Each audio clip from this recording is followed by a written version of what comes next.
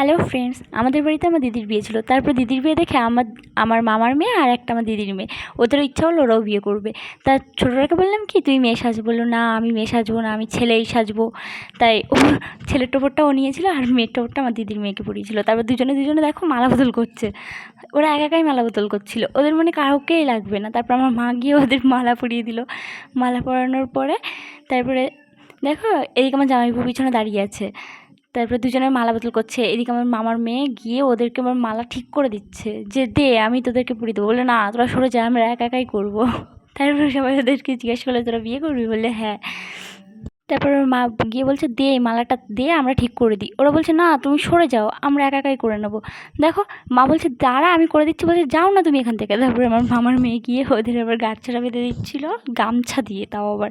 এদিকে আমার মা হাততালি দিচ্ছে, দিদিরা হাসছে। তারপরে আমার জামাইবাবু আবার পুরোহিত সেজে ওদেরকে বিয়ে পড়াচ্ছে। দেখো আমার বোন আবার ফুল লাগিয়ে দিল, আমার জামাইবাবু ফুল দিয়ে ওদেরকে বিয়ে পড়াচ্ছে। ওরা তো খুব খুশি। ওরা দিদির বিয়ে দেখে ওদেরও মনে ইচ্ছা হচ্ছিলো যে না বড় সাজবে টোপর নিয়ে। ওই যে পরের দিন থাকে না যে টোপরগুলো, ওইগুলো দিয়ে ওই জামাইবাবু ওদেরকে মন্ত্র পড়ে বিয়ে পড়াচ্ছিলো।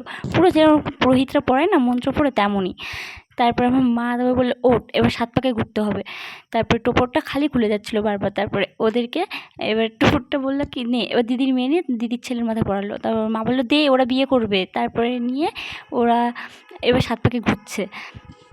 ওদের মানে কাউকেই লাগে না, ওরা একাই সব কিছু করছে।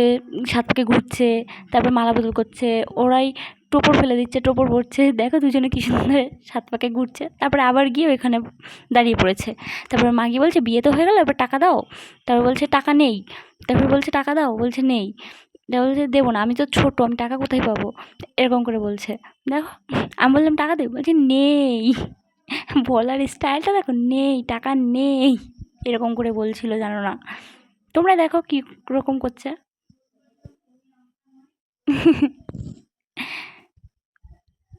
আমি বারবার করে টাকা চাচ্ছিলাম ওদের কাছে, বললাম টাকা দে বিয়ে করলি তো টাকা দে। বলছে নেই বাবা নেই আমার কাছে টাকা।